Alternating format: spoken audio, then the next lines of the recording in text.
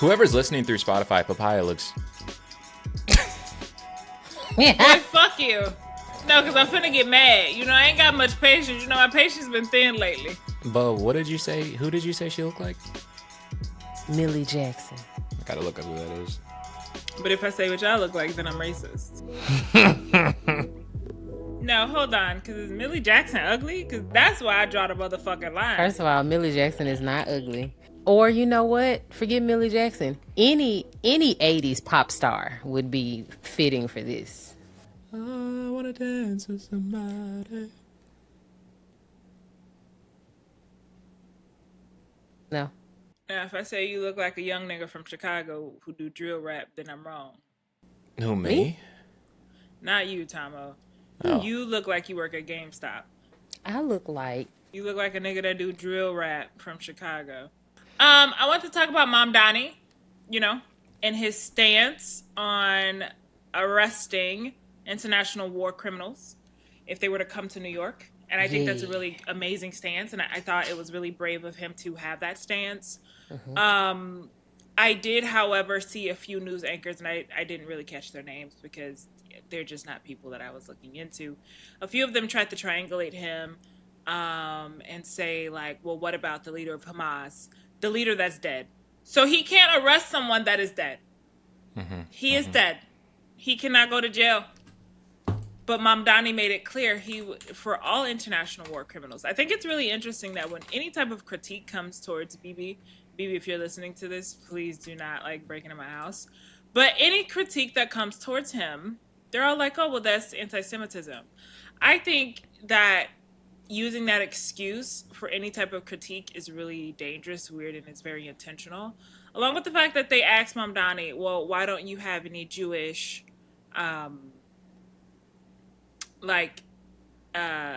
people in his cabinet or in his corner? And he didn't intentionally do that, and I think to paint it as if he did, because you never ask Jewish lawmakers or mayors or anything why, you know, you never asked him about the ethnic percentages of their cabinet. But now that it's him, now all of a sudden it comes into question. I think that's really strange. I think that's really weird. And along with that, for 9/11, 9/11 is coming up. And, you know, New York has the parade for 9/11. And they said some of the families, and I haven't been able to verify the specific families, but they said some of the families of 9/11 don't want Mamdani there. He's the mayor of he's the mayor of New York.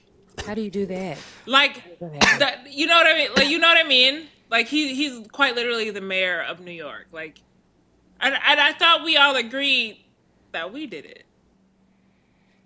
Like, you know what I mean? Like, you know? Like, I think people, for one moment, they love a conspiracy theory, and they're like, okay, well, then it wasn't Muslims. Whoa. They did that one specifically. Yeah, everything else, my whole childhood, it was Bush did 9/11, Bush did 9/11, yeah. Bush did 9/11. My whole adulthood. They came out, they said, yeah, Bush did that, and the people who owned the buildings took out insurance on the buildings like 48 hours prior. A week prior. Yeah, you know, been lit for 12 years. Well, what I'm she's saying old, is, so. Yeah, I'm old. I'm 30. She was 5 when it happened. Okay, but still.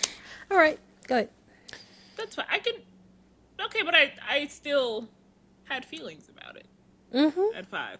By the way, welcome back to episode 20 of the Professional Minorities Podcast. Welcome back to episode 20, bitches. I just wanted everybody to see an example of the fact that this nigga Papaya doesn't stop talking no matter what, even when prompted. Yeah, we're so happy to have you here. We are a fun fact. Prompted me? You's a liar ass nigga. Because nobody even prompted. That ain't no fun fact. You's a liar. Because who prompted me to stop? I'm just going to finish my intro.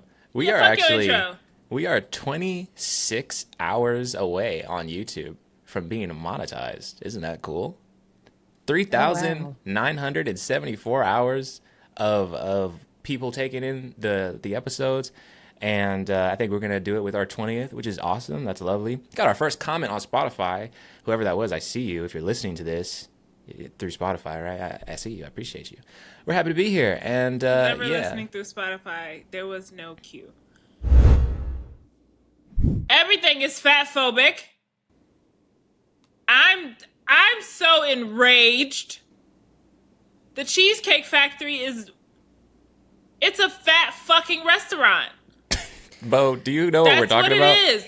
I know exactly. Yeah, right? And so everyone's like, oh, well, not everyone. Samira specifically was like, oh, well, that's fatphobic. There's chunky-licious everything else on a fucking menu. Yeah. A slice of cheesecake. Hold on. Okay. A slice of cheesecake is 1,800 fucking calories. Mm-hmm.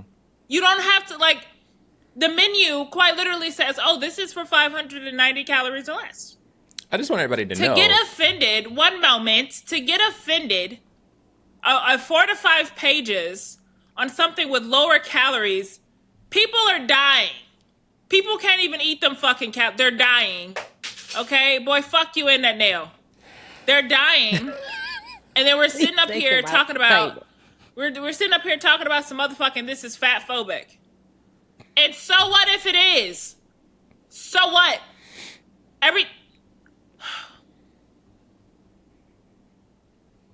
You're right. Let it out. Yeah, right. She said she wasn't going to talk about this before we started recording. She literally said, yeah, I'm not going to have no opinions on that. Go ahead. Yeah. Well, I wanted to talk about 9/11, but okay. When it comes to Cheesecake Factory, the shit is nasty, okay? The food is nasty. Hold on. The food don't taste that good. Hold on. Okay. It's my turn now. I'm talking. That bread is great, nigga. You shut the fuck up, Bo. Me and Papaya had a debate on the Skinnylicious menu thing and blah, blah, blah. My bottom line is I think Skinnylicious, for the Cheesecake Factory's menu specifically, I think it's bad marketing because it's not specific as to what constitutes Skinnylicious food. I called Cheesecake Factory while live. A woman answered, and I said, what is Skinnylicious? What are the things that are on the Skinnylicious menu? And she was like, I think it's like better ingredients, smaller portions, and lower calories. Something like that. That's exactly how she said it. Which I hear that and I'm like, so you're guessing, okay? So that where I fall at the very least, it's bad marketing. That's where I see it. And yeah, 9/11. What do we? Is it fatphobic? Huh? Huh? Is it fatphobic? It's bad marketing. Is it fatphobic? The only reason why people are seeing it as fatphobic, why some people are seeing it as fatphobic, is because it's not specific to what it actually is. It is. Is it maliciously fatphobic? No. Can it be seen as fatphobic? Yes. No. Yes. Go yes, back it can. To 9/11. Go back. Yes, it can. You're the one that switched topics. Yes, it can. Everyone has a like a health conscious, like healthier eating side of the menu. It is just bad marketing. Like they just presented it wrong. Everyone has a healthier eats side of the menu, lighter foods. They call it different things, but yet it simply comes down to bad marketing. Like now that I'm thinking about it, yes, a lot of restaurants do that, and it can be bad marketing, but it's not fatphobic. Dieting and giving people healthier options and lighter calorie options. No, that's not fatphobic. I would say fatphobic would be if the whole menu were like that. Like if you couldn't choose anything else, but that menu is like that's also 108 pages long. I mean, I'm saying like an argument could be made if you just was like, you can't get nothing but skinny food here, which there are restaurants there. But again, it's the language that you use for it. It is bad marketing when you do that and could be looked at as fatphobic. However, that menu has 108 pages, and that little, it's one page, maybe two. You got 50,000 pages to choose from. They got plenty of fat foods for you. They are the least fatphobic. They are pro fat ass niggas. It's called Cheesecake Factory. So yeah, it's just more gluttonous than that. So, for a subject you said you were not going to talk about, Tamo is right. It's No, just bad marketing. yeah, we Thank you, call it Bo. bad marketing, but I Oh, just now we can call it bad marketing. But I could say the I other could week on say TikTok, it was I like, don't no, think. the But here's the marketing not thing. bad. The Here's marketing the not thing. bad at I all. don't The think the marketing's marketing is bad. fine. I don't think the marketing's bad, and I do think it's fine. I think it was fine when they introduced it. I think it's fine, right? But for the sake of progressing an argument, y'all can call it bad marketing. I think it's fine. I think the issue here is that because how we choose to live our lives, we have to entitle people to the same fucking thing. That don't make sense. If people are okay with dieting, dieting is not the fucking devil. Reminding people to get it in fucking hand and in order is not the devil. Okay? Now, and skinny people are not automatically healthy, right? We all know that. Duh. Except for me. But you're definitely not healthy. But I'm it gets to picture of shut the health. nigga. I would lock if you was on my phone screen as a picture of health, I would lock it. When I see you in November, we're going to go to a track and we're going to see who's healthier. That's fine. When I see you in November, if you make it through the winds, well, I'll see you. What's happening in November? What's going on? Friendsgiving. This nigga doesn't check her texts. No, it's just she's just here. It's this constant need to find something wrong. And I will say this. She did this 3 years ago, with the Cheesecake Factory. It didn't get any traction. So it was re-brought up as if it was this new damning thing. I don't like to see things done under the idea of being an activist when you're doing it for engagement and money. And all content creators are.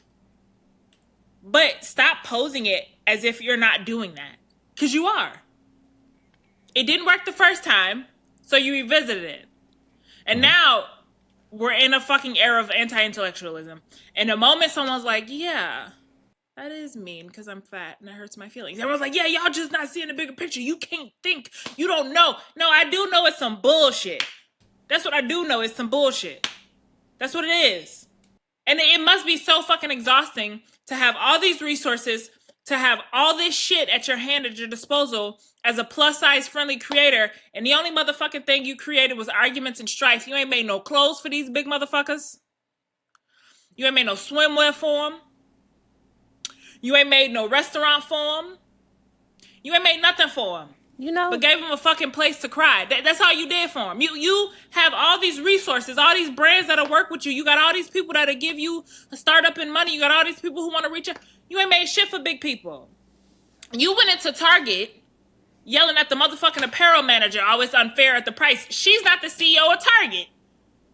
She is told to put that price down. She's working, living paycheck to paycheck, just like everybody else. You complaining to her. That was probably the worst, most annoying fucking thing she's heard all night. Imagine dealing with everybody in Target and somebody's like, why does my bigger clothes cost more? It's more fabric. That's not fair. Okay, I'll change it for you. You see how they do us at Target? You still go to Target. You still go to Old Navy. You still go to all these places that don't got your size, and you still ain't made a place for people your size and bigger. I'm irritated. It's irritating. Because you're not changing anything. You're just literally complaining. And it's okay to complain. I love a good complaint. But please stop making the complaint under the fucking guise of activism.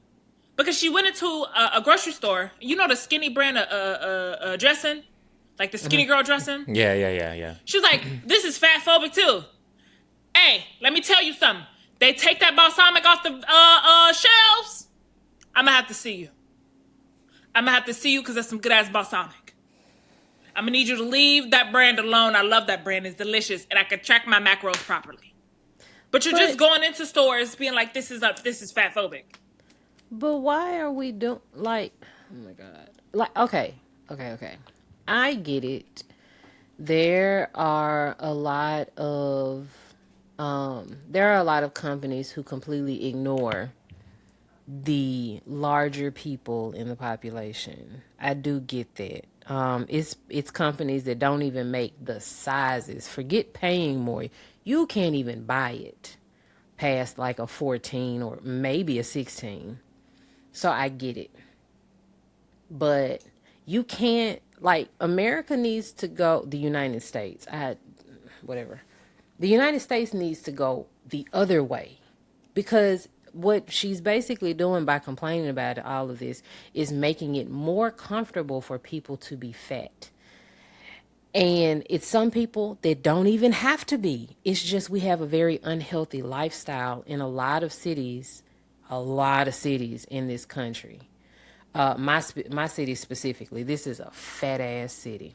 And it's because you don't have, like, this is not a walkable city. The food here is just greasy. It's good, but it's greasy and it's just for fat ass people. Now, you cannot say with all of these things, especially she's from New Orleans, right?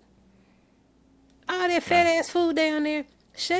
So you can't go around nitpicking the fact that people want to have a dressing that's not 200 calories a tablespoon. You have one right next to it. Pick that shit up instead of complaining about this. So in all of her complaining, there's no activism because activists make change. They create change. They don't complain until people change. They get it done. They find a way to make something better. And I don't make fun of people or tell people that they too fat, blah, blah, blah, especially not me being 230 pounds. But anywho, I don't think we should go up to things called 4X's. Because how many motherfucking X's you need behind that L? First of all, let me shut your motherfucking ass up because there's 2 in front of my L. Anywho, let's move on. We're going to edit that out. Maybe. We'll see. I don't give a fuck. If we gonna be called fatphobic, oh fucking well. We've been called worse. I made it known we don't like Asian people as a group. Apparently. Whoa! Wait! Whoa! No, I know. Whoa. No. Whoa. I'm not saying I don't like them. That's not No, what no, anybody no. said. And No, here you go they changing did the say public that. record. No, Here you they go did changing say the fucking that. Because see, record. I got They to did make say a trip that. to Japan soon. That's and not- you that's don't not what know happened. none of that. They did That's say not what that. So happened. hold on. They did say that. Who's They they? did. Who is so they? when I made shut up so I can answer y'all. When I made my little rising sun reference to the Confederate flag reference on Threads, That was just you. No, that was you. I posted it under. And I it was posted just it that under one the specific professional- person that had on that shirt that we don't I know. share for. Not I know, but they posted on the Threads thing. I posted it on the professional minorities page, and they said, "So y'all hate." A lot of people didn't get the satire, so they thought I was giving him an excuse. But those who read it, they was like, "So you hate Asians?" yeah, you. They didn't like my joke back when they did the Confederacy. And so, I what thought does it that mean for us? Because you started I that posted it sentence on with our we, page. and I we. posted it. do I not. posted it on our page. What's our next topic, though? Okay. Our next topic. The lighting on your face is fucking. It's killing me. amazing. It's It is. ridiculous. I'm so cute. Not. Oh, you disappeared. Okay. Woo. Yep, gone. The fact that I can still see me and y'all can't is really frying me. Y'all, But you look, have got to learn how to light. You know. I'm learning how to do shit. We did this at night, and so I ain't got my You natural need- lighting all throughout this apartment. It's You gonna need be some okay. light on the. I'm other side not. here. I'm not doing it. Why is your light in the frame? Like, why is it?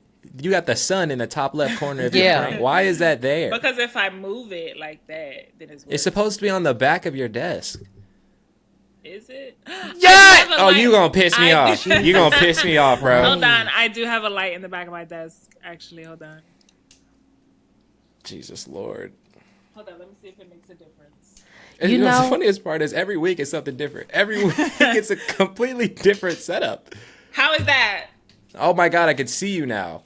I don't like this. Go back to what it was before. Nigga, fuck you. So the Kendra Scott thing. Have you guys been looking at the Kendra Scott thing? The mom Who? shot Kendra Scott, Kendra Scott. She's a not mom. the She jewelry. shot- Yeah, that cheap ass shit. That should be ugly. Who's that? Should be What'd she do? ugly. So Kendra Scott, she's a mom, and it was this 20-year-old man in her daughter's room. Her daughter's 13, and she shot him in the back, and he died. So right now, there's a lot of she's going through her court shit, right? But the conversations that I've been hearing is the blaming of the child. So I had a conversation with someone, and I said he was 20 years old and he should not have been pursuing her. And he was like, and this man was like, well, how do you know he pursued her? I said, every instance where an adult and a child is engaging, that is the pursuant of the adults, because that's his child. And he was like, well, what if she met him around her friends? Okay, fine. But as an adult, I'm an adult. For all intents and purposes, I'm an adult. You're up there. I'm up there. Right? I mean, you're a few years. Hold on. I want to be very clear. Hold on. No, because I've let your bald head ass say this too many motherfucking times. And this nigga's not a spring chicken. Okay, this motherfucking extended warranty is all worn out. So I don't know what the fuck he's talking about. Nigga, he no, still you're got not. a 2 in front of his age. And I still got a 3 in front of mine's, Bo. So? What do you got in front of yours? I've broken the age barrier. Okay, so my age don't even matter no more. Now it don't matter. My age doesn't even matter anymore. It's fine. Once you pass 40, everything is everything else just don't even matter. Any the fuck who, right? It's so as an adult, whatever. So as an adult, I could not be tricked out my spot by a kid. And I mean, like, if I'm fucking with somebody, I'm not gonna come down 2 months later, like, oh, that person's only 15. I'm like, I ain't even know. I would know, because as an adult, I'm responsible for the people I fuck, right? I'm responsible for the people that I engage with. And I hate the whole conversation of, well, people be mature for their age. I'm sorry. I've never met a fucking 13-year-old that has convinced me they're not 13. I have met 13-year-olds where I'm like, you're really wise. You have a really great, you're really smart. And then I'm like, I'm like, but you 13 as fuck. And so when I have this conversation, it was like, well, and I remember the conversation when I was younger. And people used to tell me all the time, like, oh, you mature for your age, you da da da. And as I got, of course, fuck you. But of course, when you're a child, you take it as a form of endearment. Wow, this person said I'm mature, I'm smart, right? But as I got older, and luckily I didn't deal with older men, but as I got older, I realized that was grooming. For men to tell me I'm mature, for men to tell me, oh, you don't look your age, that's grooming. You're pursuing me. And I'm glad that I never had to experience that. And so when I see and hear people say, like, oh, she's 13, she know what she's doing. 13-year-olds are meant to rebel and be rebellious. That they're 13. That's their whole fucking purpose in life. Is to, like, they're a teenager. You're going through puberty. You feeling spicy. This is the time where you need the most influence from your parents and the people around you. Like, she's 13. Was it wrong for her to bring him in a house? Yes, it was. But he snuck in that house because he knew how to sneak in that motherfucking house. He's been there before. But what's really wrong is that a 20-year-old is going to go fuck on a 13-year-old. Period. You're 20. There are high school boys that would not mess with a 13-year-old. Exactly. Like, it's a thing where you in junior high, it was junior high when I was in school. You're in junior high and 82 years ago.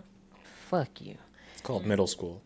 It's called junior high when I was in school. So I'm going to call it junior high. It's called middle school. However, and you like the little boys in high school and they look at you and laugh because you a little kid to them. And so those are the boys that need to grow into the men that think that kids are kids.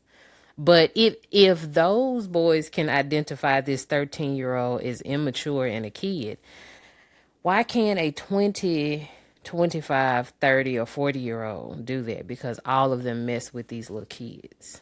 Found the nigga under her daughter's bed, blew his back out. That's good. I'm very pro shooting niggas. No racial, just in general, because it's sick weirdos out here. We talk about it on the podcast all the time. And the sick weirdos, all they do is expose more of the sick weirdos.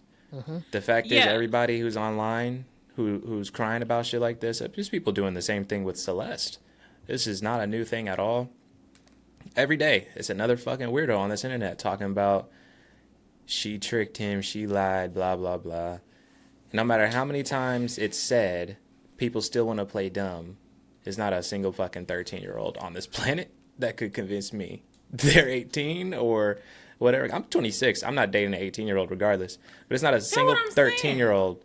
It's not a single 13-year-old in the history of 13-year-olds that could convince me that they're not 13 years old. That's bizarre. That's really And bizarre. and then like even with the Celeste shit, right? Everyone's like, oh, she was in it for the money. She was in it for the thrills, the money, and she really thought she was in love. She was young. She was 13, 14. He met her, I believe, when she was 11 or 12. Like, I feel like people are sitting up there saying, like, these girls be so grown. No, these motherfuckers be predators. And so I was having a conversation with someone. They was like, well, how do you think we prevent this, right? Because I said, me and this other lady said that people being attracted to minors is classified as like a mental illness. It's classified as a mental illness. And it was like, well, that's making an excuse. I said, no, that's creating pattern recognition. Because when you can start to group things together, you can start being preventative. He was like, well, we should just tell kids about this in school. I said, no, you can't tell kids about a crime because crime shifts its like shape. So it's not just a random strange man, it's their uncle. It's their brother. It's their brother's friend. It's a celebrity. It's a celebrity It's when a they're going through a celebrity. hard time at home. So you have to present children with solutions. So when the crime or something happens, they'll automatically go to the solution versus just saying this is not a crime because we didn't talk about it in school. The way that people treat children and how children like operate, I see why so many kids fall victim to predators because predators grow up hearing no stranger danger, don't talk to nobody you don't know, stay away from XYZ, right? So they grew up hearing it, so they morph and change how they become the predator. They're going after people that they know. You feel safe around me. I'm not a stranger. Remember? They said no strangers. I'm not a stranger. Oh, that predators hit you. I don't hit you. I take you to go get food. We do cool things you want to do. We go out. We have fun. You know my friends. I know your friends. I know your parents. Oh, no. I'm not a predator because you like me. And they said that children don't be liking predators. Predators are scared. Do I scare you? So they shift how they commit the crime. And so when I'm like, no, you can't put crime in front of kids because they're going to look for very specific things because they're kids. They're not going to think like this has changed. And when I have people argue with me, it lets me know that I'm talking to someone who wants to put crime in front of children so they know how to be different when the time comes.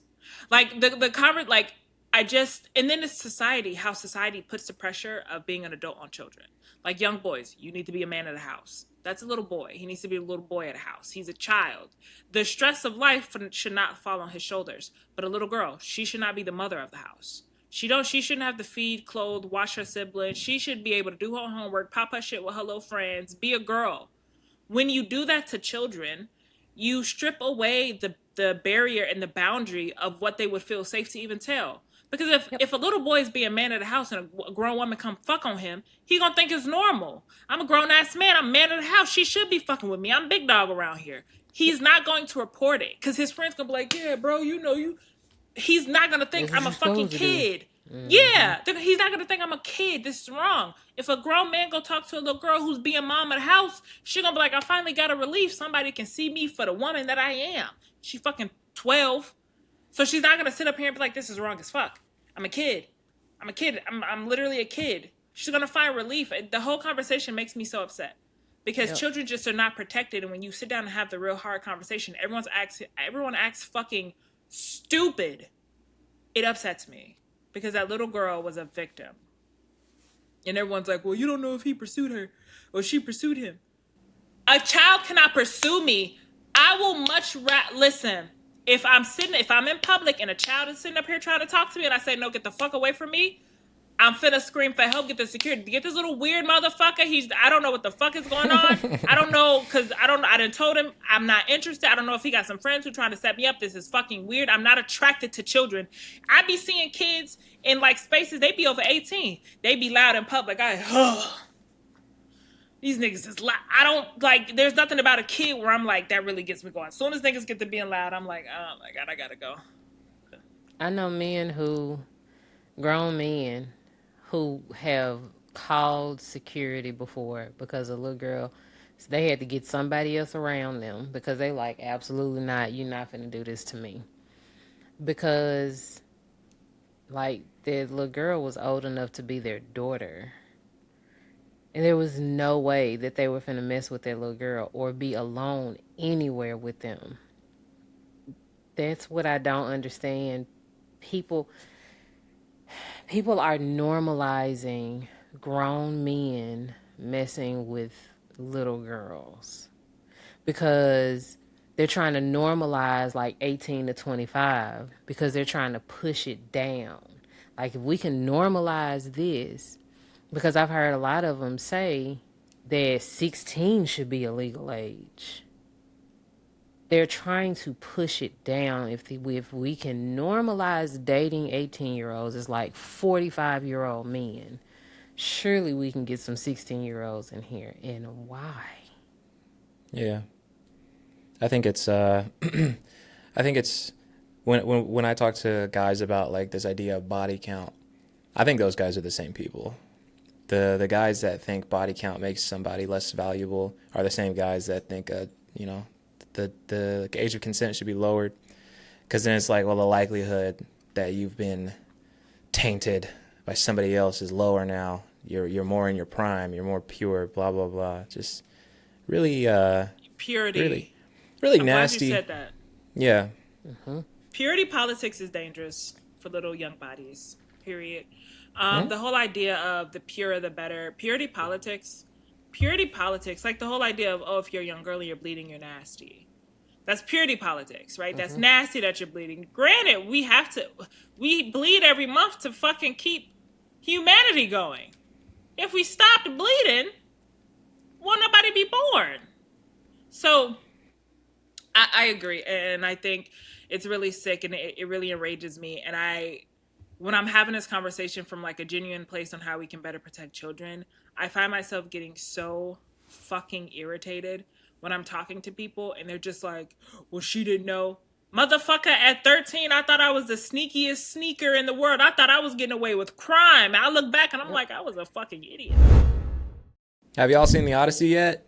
No. I was going to talk about Spiderman. Have y'all seen Spiderman yet? Y'all are some fucking monkeys, bro. I might go see it. Wait. I might go see it Friday. I went and saw Spider-Man. I saw Spider-Man too. I saw a post today that said it's the best Spider-Man movie ever made. I wouldn't say that. It was a great one though. It was a lot of development, and I appreciate the development because, and I'm not gonna spoil it for nobody, but you know what, Tom? I appreciate the dedication to getting the body right. Cause when he had that tank top on, I said, Tom, as in hot. I was in a theater confused. I was in a theater eating a buffalo strip, a little buffalo tender. I was like, oh, okay. Like, that's what you know. It made sense. I was like, good for you. I've long said that the Tom Holland Spider-Man movies are not good. The dialogue sucks. Like, the rhythm of them, it feels like I'm watching like a Disney TV show. And when I was a kid, that was the shit. So I think if I was a kid, I would love the Tom Holland Spider-Man movies. And it's Spider-Man, so they're kids' movies. So I don't think that in it of itself is a problem. For me, I'm just kind of like, damn. That's mean. You know? Huh? That's mean. I think Tom Holland. You want to know something crazy? I wasn't done. This movie in particular, it's the best Tom Holland Spider-Man movie by far. And it's the one that made me like Tom Holland a lot more. Because I like Tom Holland Spider-Man in non-Tom Holland Spider-Man movies, like in the Avengers films. Fire. Love Tom Holland in those. This it's definitely better than all the other ones. And Tom Holland feels a lot more like an adult, which is nice. I like that he's in a real suit for the whole shit. Like, I was looking at him and it reminded me of being a little kid just wearing a suit the whole time. It just looks like a guy in a suit, and that's really cool. And also the Punisher, amazing. No, but I actually got a crush on him as an actor, and I don't really like a lot of whitey people. Okay. Bleep John that out. Bernthal. But something about John and his little demeanor, like he like walk like he mean business, and I really appreciate the dedication to the screaming. Mm-hmm. Every role he played, he screamed. Or like when he was in Daredevil and he realized that the lawyer was the nigga that beat his ass. He was like, yeah. Because he was in court still bruised up. Yeah, he was in there. He's like, yeah, no, this happened. He's like, hold on, wait a minute. How the fuck you know that happened? Yeah. Overall, I had a good time. I thought the movie was too damn long. But I did say on stream I would not see that movie again. Maybe I would, though. maybe What, Spider-Man? maybe I would watch it again just to see how I really feel about it.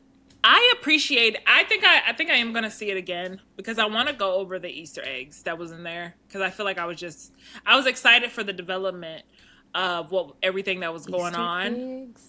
Yeah, like the little, like in Marvel movies, the first time you see it, you don't really pay attention to the small details because you're just like in the movie, and then you see it again for the second time, and you're like, oh, that happened. Okay, that happened. I don't feel like I missed anything, but again, it's because I could have just been in the experience of watching a movie. Mm-hmm. I was really appreciative of the antagonist, but I feel like they didn't do her justice. I'll say this, maybe just not yet. The Odyssey, since I'm the only real nigga here that's watched it. Or had time to watch it, because I have just not had the time. That's what black people always say, don't it? Don't they? Every fucking time. The Odyssey, great movie. Bo, I'm excited for you to watch it. I'm excited to talk about it when you get here. Great movie. I hope you see it and me and you can gossip and giggle about it and fan out about it. And I hope this weird nigga over there feels left out. I hope she feels lame as fuck. I won't. For not getting any of the context. I won't. Not knowing any of the jokes, the references. Bo, you're going to have a great time. It is way better than Spider-Man. And it's not even close. Hearing protection. I won't. You might. As your friend, you might, for a couple little moments, you might want to. The way that Bo yells in that car at strangers on the road, she's fine. What was the other thing you want to talk about, Papaya? Our spice challenge. Oh, yeah! Yippee! Bo, aren't you excited? Because now we got to make the spice challenge a real motherfucking thing. We're about to reach 4,000 watch hours, over 1,000 subs. So this spice, fuck it. You know, we got to do, I wanted to do sour. Because I'm like, don't really do spice. I'm glad you brought that up. I just wanted to mention to everybody, this might be the dumbest question Papaya's ever asked me. She said, well, instead of doing a hot challenge... Hey, bitch, I don't sound frumpy. Hold on, because now you taking it too far, bitch. I don't sound slow. I was thinking, Tamo, instead of doing a spicy challenge... So now I sound like fucking Ernie? What if we did a sour challenge instead? So I sound like Ernie with a lisp and a speech impediment. I thought of that all myself, Tamo. Smack all this over. Nobody here is doing a sour challenge. That's crazy. No, the reason that first of all, let's add a little motherfucking context on why I asked. The reason that I asked is because the last time we did a spice challenge, the only thing Bo did was giggle and ask questions because she don't do spice. So I was being like fuck Bo. Cognitive. Well, I'm not gonna say that. I don't feel that way, Bo. I don't feel like it's fuck you. She says it all the time when you're not here, by the way. I just want you to know that, Bo. No, I don't. No, I don't. Prove it. I said it earlier. Prove it. Well, I said it to you because you were talking about my hair. But in this instance, I'm caring about you. So what I said was, because we're going to be doing a spice challenge, we've reached 1,000 subs. Now we're about to reach 4,000 watch hours. I feel like we have to really have stuff that's spicy because 4 out of those 5 hot sauces weren't spicy. So I wanted to get something spicy, which, by the way, I did send y'all a link to some hot sauces. I wouldn't go that far. No, the 4 out of the 5 spices wasn't no shit. The 5th one was decent. But and if they were spicy to you, that's you. Play the video back. That's not true. No, it is true. No, it's not. Literally, 4 out of the 5 weren't spicy. The 5th one fucked me up. But the other ones, they weren't spicy. I was fine. Yeah, see, if we get to 5 too soon with these new ones, I'm tapping out. Yeah, but the thing is, I don't want to do it if I'm just going to be dipping in different types of vinegar sauces. Well, Bo, here's what I said. I want to do a 10 sauce challenge instead of a 5 sauce challenge. Why? Because we can do more questions and there's more variety and there might be more sauces that we actually like. And it builds over a longer period of time. And if we do 5 sauces, then me and Papaya have already done that. Well, I said that we should have upped the ante and changed because there's so many different sauces, right? There's more than those 5 sauces. I sent us link 2 different sauces that I think we should try out, that I want to try out. We select the flavors that we want. and we all agree to get the same flavors, and we enjoy them. That's what I want to do. I was looking, and I wanted to deviate from the Hot Ones sauces. I wanted to get different sauces, give out different companies a chance, and try them.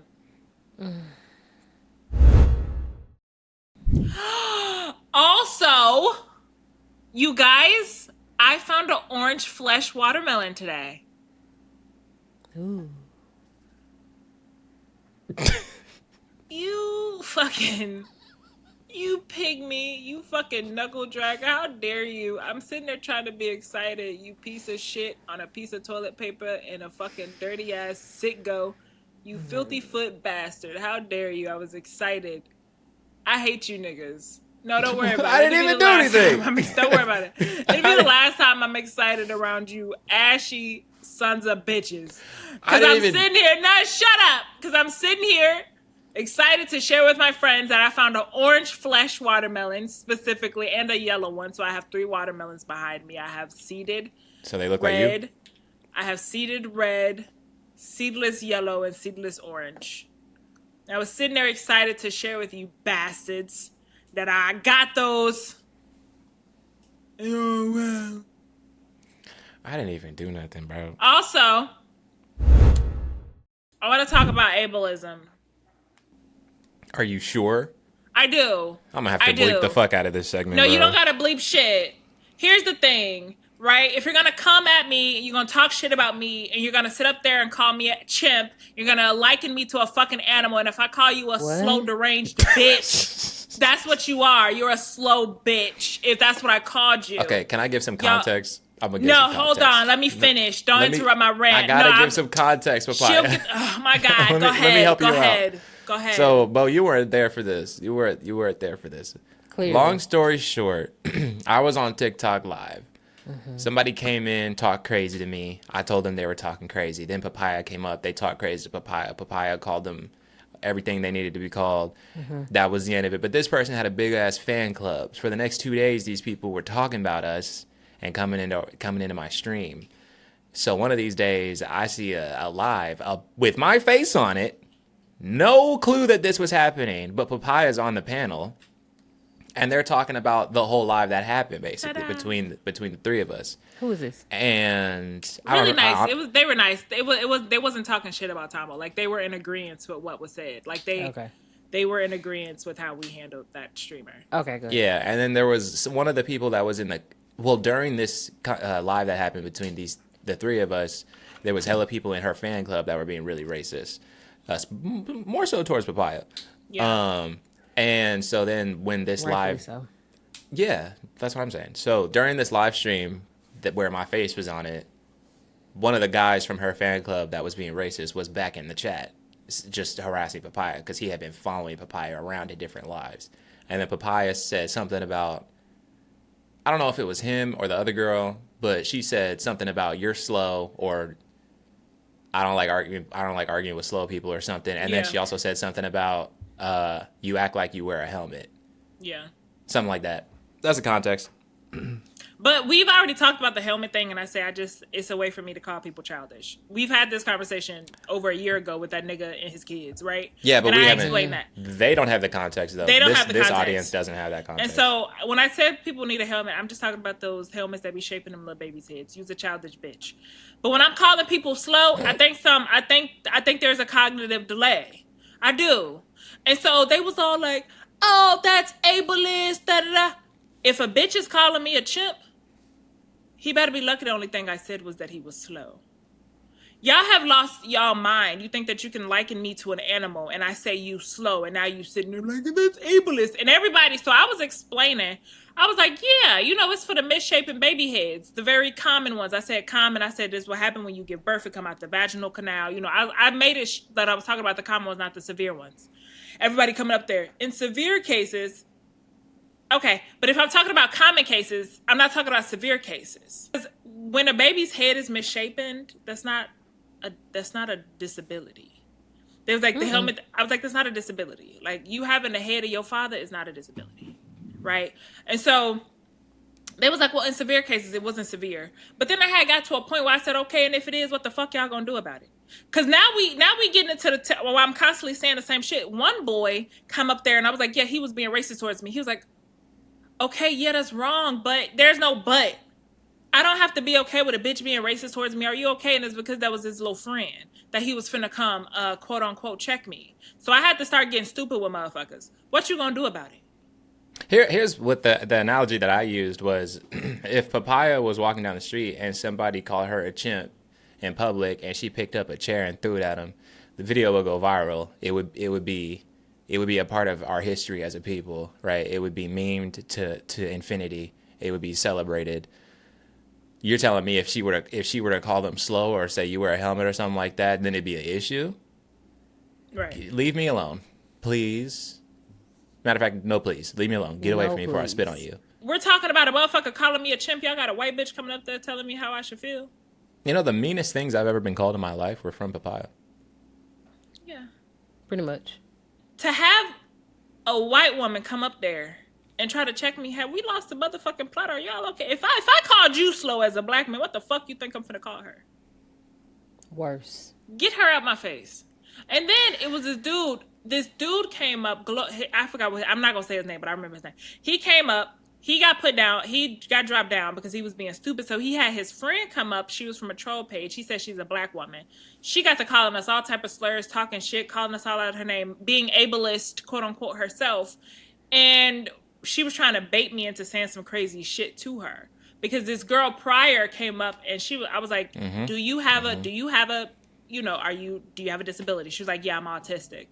I'm not going to have a conversation with you because the whole conversation is about ableism and you came up here to make yourself a victim. And if I say something you don't like, you're going to say that I'm being ableist towards you. And I don't feel like having that conversation. I don't feel like engaging in that capacity. So another woman comes up, you dropped her. You dropped her because she's had autism. Da, da, da. She got to talking shit, so we drop her. The black dude comes back up. He's like, well, that's a black woman. So she gets to call me I think, didn't she say nigger or something like that? Like, did she say some crazy shit? Like, she said some crazy shit. And I was like, she get to say that because she's black and I'm supposed to be okay with it? And the conversation is about ableism? He's like, well, yeah, you get dropped too again. Y'all think that y'all can abuse people because y'all in a little motherfucking group and then you get upset when a motherfucker decide, well, I'm not going to be abused. You can't bully me. I don't have to listen. Speaking of which, can I talk about, since we're talking about TikTok drama, can you turn your camera off and turn it back on? who, me? Mm-hmm. No. But I had to do it when I was frozen. Yeah, that's because I'm the host of this little I don't session care. here. Do it. All right. Well, that's fine. That's fine. I'm going to have a homeless person pee on you when you get here. You're not going to see it coming either. Since we're talking about TikTok drama, I guess I should briefly talk about one Miss, because I never even addressed that shit publicly. Yep. If y'all could have seen the videos that I was actively editing, I had already shot them and I was actively editing them. More than one, like 3 on 2 different platforms. Yeah. Listen, this bitch ass nigga came into my live on some buddy. I'm not here to hate. I like what you do. This bitch ass nigga came into my live and yelled at me because she didn't like how I told people I was pro-choice. She didn't like how I debated abortion. She started giving me pop quiz questions and I didn't know the answers to them. And she was like, yeah, you can't debate abortion if you don't know these answers. I was like, well, I can. And fun fact, I'm going to keep doing it. She was like, you make it worse for us to get our rights. You are actively putting my life in danger. You make us look bad. I said, it's not my job to make an entire movement look good. How can you say that? Right? That performative confusion shit. Mm-hmm. It was the most bizarre, ridiculous shit I ever seen. And she did the thing that she's known for doing, which is weaponize her identity against me. Because she came up there, and you can ask Chai. She came up there loud, mad. And then had the nerve to say, and I can tell your ego is hurt in this conversation. I could tell. Mind you, I still have the entire recording of the conversation. The whole thing was her mad at me and me sitting here very quietly, just listening. I could tell your ego's hurt in this conversation. Which one now? Yeah, but it's okay. I know nobody really likes to be called out, but it has to happen. My ego's fine. I don't like being yelled at by niggas I don't know. Mm-hmm. You think I'm yelling at you? That's weird to say as a black man to a black woman. Nigga, you're loud. You know how these are good headphones. These are studio monitors. You're loud. Okay? But I didn't say that at the time. I was way more respectful than she deserved. But I learned a lot from watching Papaya go through that over and over and over again. Nigga, you gonna come up and yell at me and bring in 500 niggas to the comments to yell at me too because you don't like my pro-choiceness? You want me to be the pro-choice that you are? I was so mad I was asleep. Usually Get the fuck out of my face. Like, usually I'll catch Tamo. Like, I'll wake up in the middle of the night and I'll scroll and I'll see him. And it was the previous night I had did that. And this one night I didn't. Or I had got off. I was on with him and I got off. And I was like, okay, good night. And I was so irritated that I missed this conversation. It would have been a movie. And we would have went at it like two whores in the alley. Oh, we would have went at it bad. Because this is what I don't like. And it has happened to me on multiple occasions.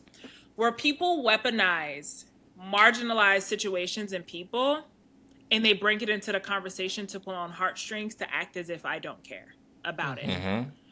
And as someone who that has recently happened to, the weaponization of marginalized people and people that are discriminated against, and to use that group of people to then shut me down or stop my argument or stop any rebuttal that I would have.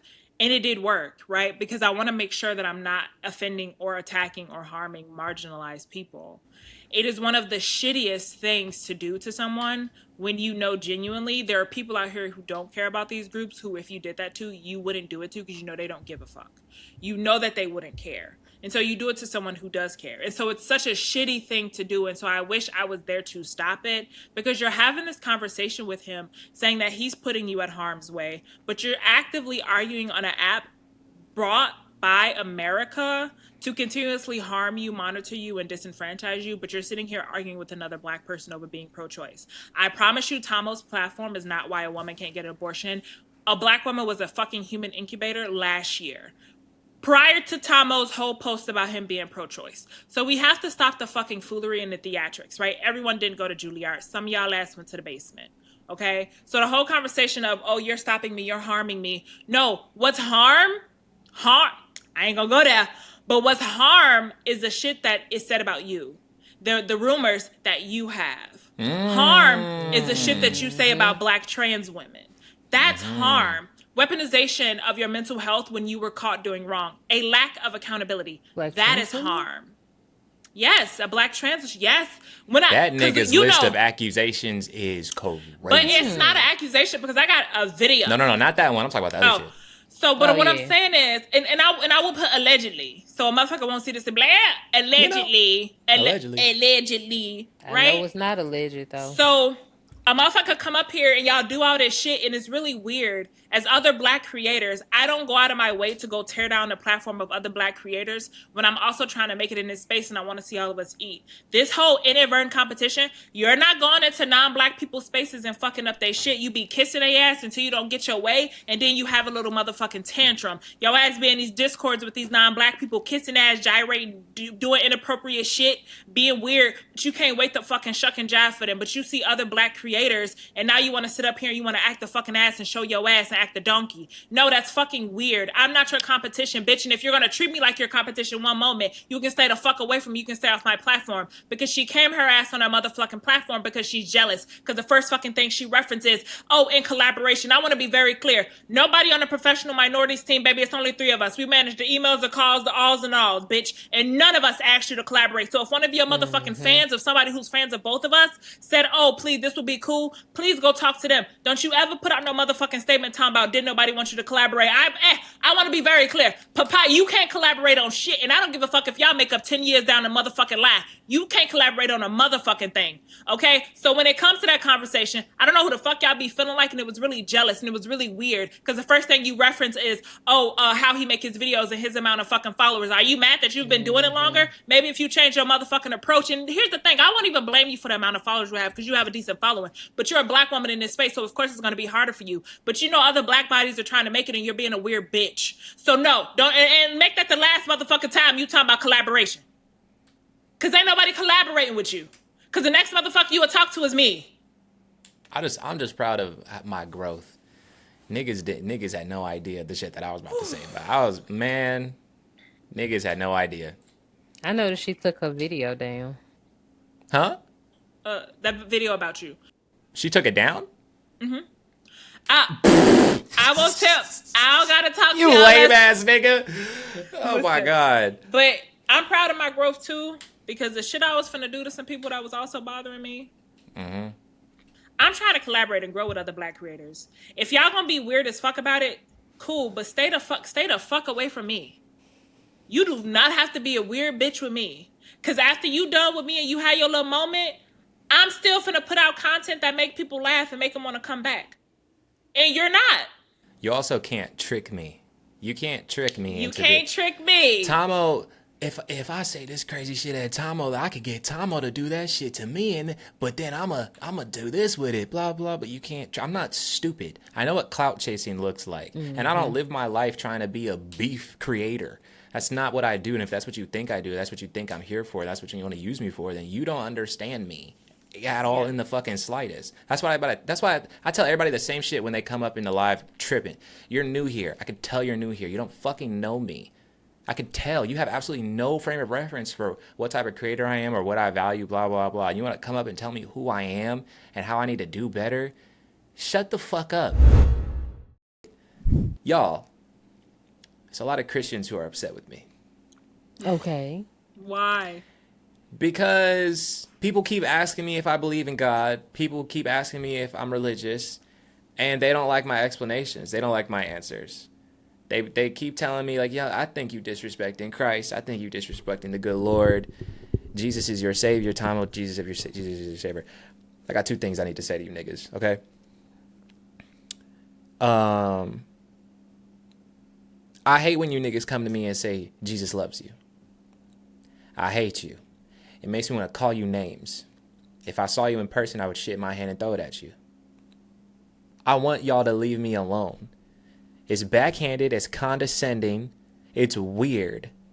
It is. What people don't realize is, I believe Jesus was a real man. But y'all can't get it in your fucking heads how weird it is for y'all to keep telling me this real nigga that you don't know loves you. I just had to come into your DMs with 50 other niggas to let you know that how much that man loves you, Tamo. And also, when y'all say shit like, I pray he has mercy on you, you think I'm a pussy? Fuck him. That shit is bizarre, and I've been dealing with this for 3 weeks straight. Because I made one video, and it got way more views than I thought it was going to get. I'd be nice. I'd be playing. I said Megan Thee Stallion is my savior, because that was a nice way to tell y'all, no, I'm not religious, and I don't want to talk about this anymore. That was me in my just humorous way of getting this out the way. I didn't want to center my religion and my beliefs. That shit is really irritating. I've been dealing with it for 3 fucking weeks. Niggas keep DMing me. But leave that nigga alone. It is and weird. I say this in closing. I'm about to get meaner. Real shit. Thanks for watching episode 20 of the Professional Minorities Podcast. As soon as I hit end recording, we're going to order some hot sauces so we don't have to try and get in touch with each other again later this week. I got shit to do this week. I'm not trying to chase niggas down, and I know Papaya doesn't want to do it either. So next episode... What you got to do? Fuck bitches, get money. So yeah, next episode, Spice Challenge, part 2, incoming. We'll see you there. Bye! Goodbye. Bye!